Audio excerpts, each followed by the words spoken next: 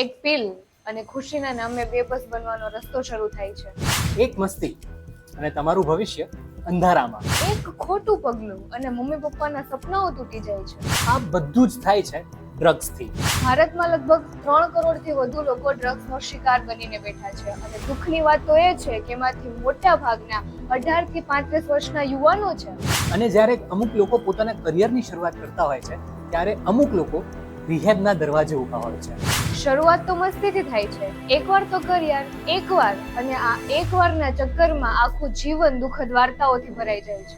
Drugs એક એવી લત છે કે જે તમારું માઇન્ડ, બોડી અને રિલેશન બધું ખરાબ કરી નાખે છે. વિશ્વમાં દર વર્ષે લાખો યુવાનો ડ્રગ્સના લીધે પોતાના સપનાઓથી હાથ ધોઈ બેસે છે.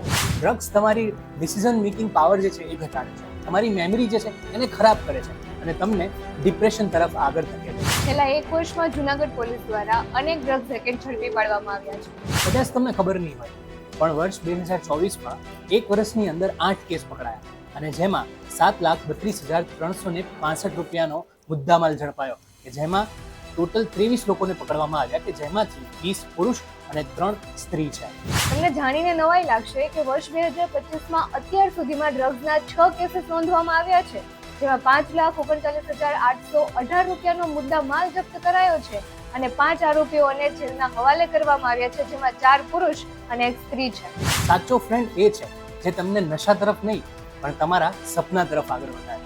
અમે તમને ડરાવવા નથી માંગતા, માત્ર કહીએ છીએ જાગો, સમજો અને કહો ડ્રગ્સ અને નશાને નો. This Drug Awareness Day, Top FM appeals you To say no to drugs.